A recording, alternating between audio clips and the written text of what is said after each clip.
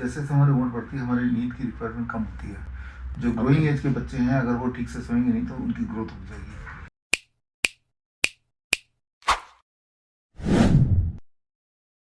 छोटा बच्चा है तो करीब 7-8 साल का, और 9 घंटा 10 घंटा ऐसे ज़रूरत होती है उनको। जो जिनकी ग्रोथ पीरियड पूरी हो गई 18 साल से ऊपर, अब ग्रोथ नहीं होगा, एक लेवल पे आ गए हैं, तो भी 7 घंटे की स्लीप ज़रूरत है। जो 40 से ऊपर है या 50 से ऊपर है उनको फिर भी 6 घंटे की स्लीप की ज़रूरत है। जो 70 से ऊपर है उनको फिर भी 5 घंटे की स्लीप की ज़रूरत है।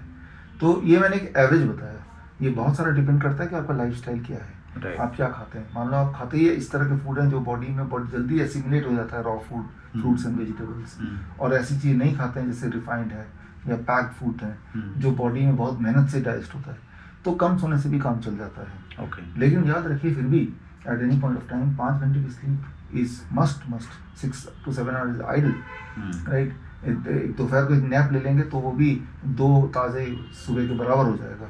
40 मिनट का रोज एक नैप ले लिया लंच टाइम में, अगर दिन के लिए फिजिबल है।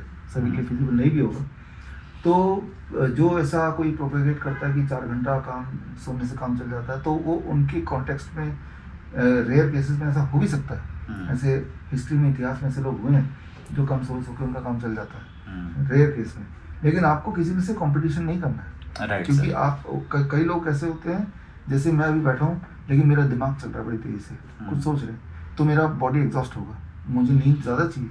एक और आदमी जब बैठा है तो वो कुछ सोच भी नहीं रहा, तो वो मेडिटेटिव मोड में है, तो उसका बॉडी कम सोने से भी काम चल जाएगा, है ना। तो आपको जितनी प्यास लगी उतना पानी पीना है, फॉर एग्जाम्पल, राइट। तो मुझे कितनी प्यास लगी डिपेंड करता है कि मेरी सिचुएशन क्या है, मैं कहाँ बैठा हूँ, राइट। तो इसीलिए कोई ऐसा पैमाना नहीं है, लेकिन फिर भी एक अगर रेफरेंस पॉइंट के लिए मैंने आपको ऑलरेडी, देखिए एक बात याद रखिए, जैसे जैसे हमारी उम्र बढ़ती है हमारी नींद की रिक्वायरमेंट कम होती है। जो ग्रोइंग एज के बच्चे हैं अगर वो ठीक से सोएंगे नहीं तो उनकी ग्रोथ हो जाएगी। अच्छा, हाँ, जब हम सोते हैं तभी हमारी ग्रोथ बढ़ती है। इनफैक्ट अभी भी, अब एक एक्सपेरिमेंट कीजिए आज, आप सोने से पहले अपना हाइट नापिए, ठीक है ना। तो मान लीजिए हाइट है आपका 176 सेंटीमीटर, राइट। अब सो के उठते ही हाइट नापिए तो देखेंगे 177। अच्छा सर, 1 सेंटीमीटर बढ़ जाता है। अच्छा, फिर पूरे दिन आप खड़े रहते हैं, बैठते हैं, तो फिर धीरे धीरे कम हो जाता है। तो मैं ये बोलना चाह रहा हूँ, मैं एम्फेसिस ये करना चाह रहा हूँ, स्लीप कितना इंपॉर्टेंट है कि दुनिया की कोई दवा आपकी चाहे टेम्पररी आपको लंबा कर दिया हो, लेकिन आप लंबे हो जाते हैं। जैसे आप सोते हैं तो बॉडी खिंच जाती है, बॉडी में बहुत सारे बदलाव आते हैं। बॉडी में अगर कोई बीमारी है, बॉडी वही टाइम में रिपेयर करता है, राइट। तो बीमारी है, कोई स्ट्रेस है बॉडी में, कोई इंजरी है, इंटरनल इंजरी, बॉडी वही टाइम में रिपेयर करता है। उस टाइम में वो सारी चीज़ें होती हैं जो अदरवाइज हो ही नहीं सकती। फॉर एग्जांपल जैसे, और जो छोटे बच्चे हैं वो लंबे होते जाते हैं, लंबे होते जाते हैं, लंबे होते जाते हैं, है ना। और हम लंबे होते हैं, फिर अगले पूरे दिन भर में दोबारा वही साइज आ जाता है हमारा। तो sleep is one of the very important thing. उसको आप अपने लाइफस्टाइल का पार्ट बनाओ, कोई आपका दुश्मन नहीं हो।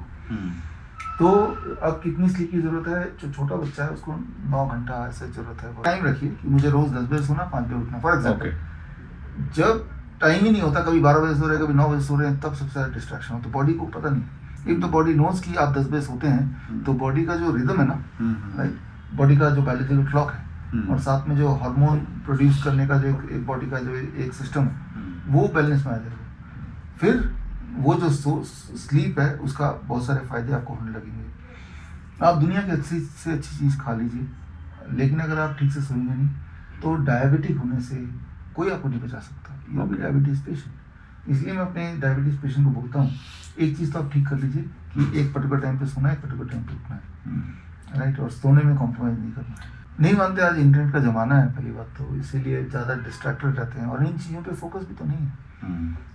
ये बताए कोई बताता ही नहीं, इस पर एम्फेसिस नहीं करता है। तो यही कारण है, हम लोग सब गैजेट से घिरे हुए हैं, व्हाट्सएप ये सब चीज़ें।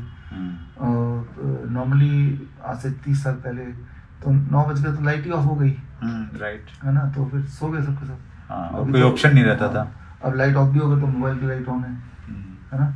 याद रखिए कि 7 बजे के बाद ये ब्लू लाइट जो है ना मोबाइल का, ये देखना बंद कर सकते हैं, है ना। तो जिनको स्लीपलेसनेस की प्रॉब्लम है, नींद ही नहीं आती, वो नींद आती है। जो कंप्यूटर से, लैपटॉप से स्क्रीन की जो लाइट आती है, वो आपकी स्लीपलेसनेस को, यानी कि नींद नहीं आने की प्रवृत्ति को बढ़ाता है। तो 7 बजे के बाद मोबाइल अब में बात ही मत कीजिए। बात करना तो एक और मोबाइल लगिए जिसमें सिर्फ बटन्स होते हैं, है ना, और सुनिए उसको, उसमें चैट करने की ज़रूरत नहीं है। मैंने एक बार मौका मिला बॉम्बे में अमिताभ बच्चन जी को लाइव सुनने का। हमारे एक प्रोग्राम में वो हिस्सेदार थे और लकीली मुझे अवार्ड भी मिला उनके द्वारा। तो उन्होंने बहुत अच्छी बात बोली अपने लाइफ के अनुसार, तजर्बे के अनुसार। उन्होंने बोला कि एक नियम बना लीजिए कि सूर्य उदय होने से पहले आपको उठना है, मतलब आपने सूर्य को जगाना है। सूर्य आपको नहीं जगाए तो एक मंत्र ये अपना लेंगे तो जिंदगी में आप बहुत आगे निकल जाएंगे बहुत सारे क्षेत्रों में।